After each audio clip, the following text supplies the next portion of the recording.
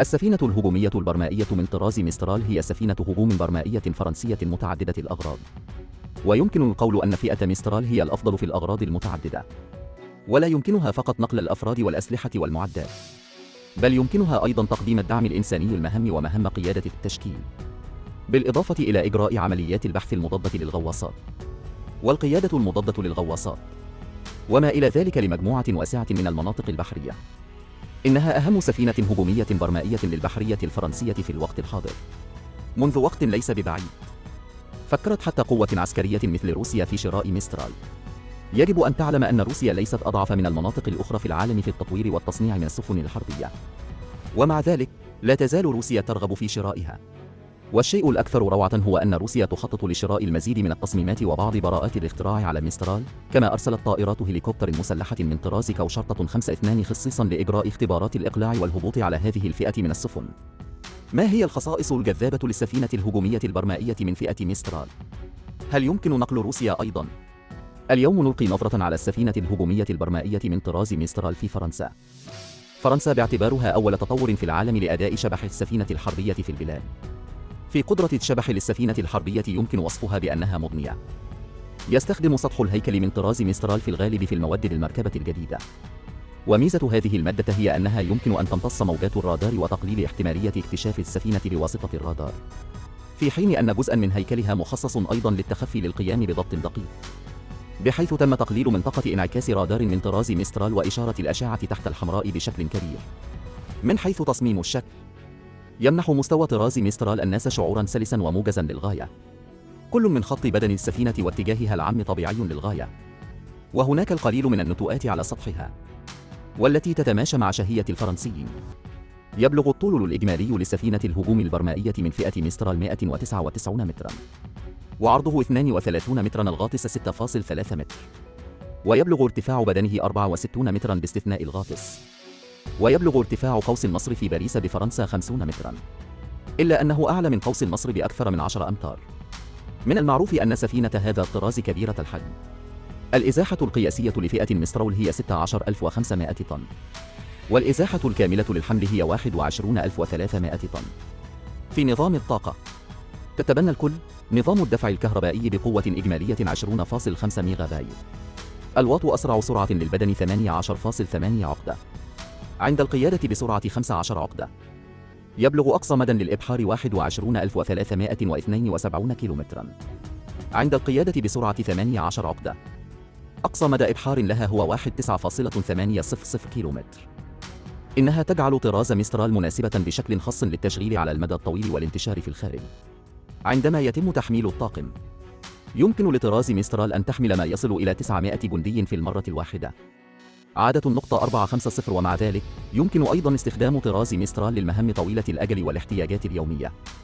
علاوة على ذلك، فيما يتعلق بتصميم حياة الأفراد، فقد تم ترتيب وتخطيط مساحة المعيشة لكل فرد من أفراد الطاقم بشكل معقول، بحيث يكون لكل جندي على متن السفينة مكانه الخاص. وهناك العديد من أنواع المعدات المعيشية. عدة مستشفيات على الباخرة يمكنها تقديم خدمات غذائية وطبية للطاقم على مدار اليوم مهما كانت المدة الزمنية، وطالما دعت الحاجة فإنها ستلبي احتياجاتك وحظيرة طائرات الهليكوبتر الخاصة بها تحت ظروف خاصة. يمكن أيضا تحويلها إلى غرفة علاج على الفور، والتي يمكن تسميتها بالمستشفى البحري. الجدير بالذكر أن الميسترال عادة ما تكون مجهزة وتنطلق في أي وقت على مدار العام، وذلك بفضل نظام الطاقة الخاص بها، لأن نظام الطاقة لهذه الفئة من السفن يمكن اكتشافه وإصلاحه حتى أثناء القيادة، مما يجعله مرناً مع حالات الطوارئ المختلفة. هذه أيضاً ميزة لهذه الفئة من السفن. من أجل تقليل تكلفة التصنيع، طراز ميسترال يتم تصنيع بدنها بهيكل قياسي مدني. هذه الطريقة فاصلة، وميزة القيام بذلك هي أنه يمكنك استخدام أقل نفقات في مقابل للحصول على رد فعل أعلى. بعد كل شيء، فإن الدور الرئيسي للسفينة الهجومية البرمائية هو نقل الأفراد والمعدات، على عكس المدمرات، فإنها تحتاج إلى القيادة أمام الأسطول ولديها عامل مخاطرة عالية.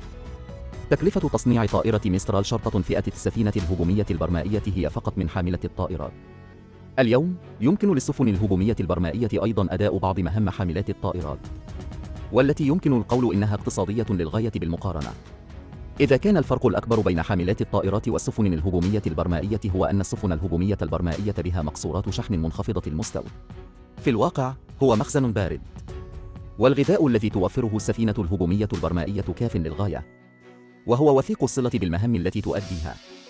وأهم جزء من السفينة الهجومية البرمائية هو قدرتها الاستيعابية.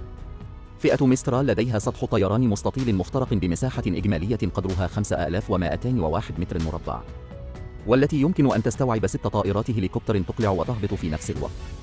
تحت سطح الطائرة يوجد حظيرة طائرات الهليكوبتر من طراز ميسترال، وتبلغ المساحة الإجمالية للحظيرة 1805 أمتار مربعة، ويمكن أن تستوعب 16 طائرة هليكوبتر NH-90 أو 16 طائرة هليكوبتر فاصلة EC-665، وطائرة هليكوبتر NH-90 هي طائرة هليكوبتر عالمية متوسطة الحجم ذات محركين طورها حلف شمال الأطلسي، ويمكن استخدامها لمكافحة الغواصات والقتال المضاد للسطح وغيرها من المهام. وطائرة هليكوبتر EC-665 هي طائرة هليكوبتر هجومية طورتها فاصلة يوروكوبتر، والمعروفة أيضا باسم طائرة هليكوبتر الهجومية النمر، ولديها عدد من النقاط الخارجية. يمكن أن تحمل أنواعا مختلفة من صواريخ جوجو أو صواريخ غير موجهة. وعلى متن السفينة الهجومية البرمائية من طراز ميسترال يوجد مرآب بمساحة إجمالية تبلغ 1000 متر مربع، بالإضافة إلى رصيف كبير يمكن أن يستوعب 60 مركبة مدرعة قتالية برمائية أو 12 دبابة قتال رئيسية.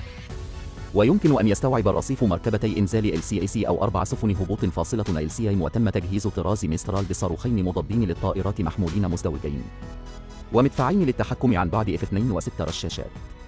نظرا لأنها لا تهاجم بشكل أساسي، فإن أسلحتها ومعداتها ليست قوية جدا.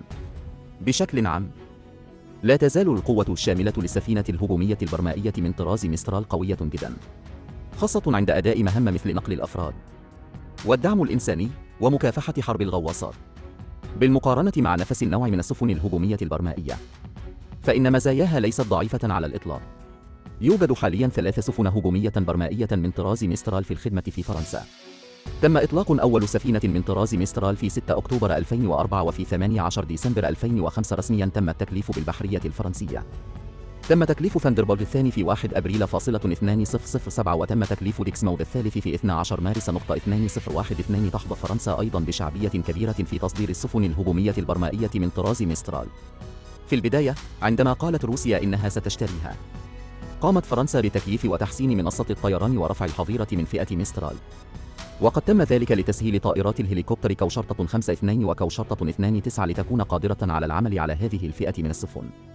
في النهاية، وبسبب بعض الأسباب، لم تتوصل روسيا إلى اتفاقية شراء نهائية مع فرنسا، بل في الواقع كانت روسيا في ذلك الوقت بحاجة فعلا إلى السفينة ميسترال، سواء تعلق الأمر بإزاحتها أو قدرتها القتالية أو تكلفتها المنخفضة. جعل سعره روسيا متحمسة لبعض الوقت، ولكن في النهاية لم يتبقى سوى صورة واحدة لطائرة كوشرطة 52، وهي تقلع وتهبط على متن سفينة هجومية برمائية من طراز ميسترال.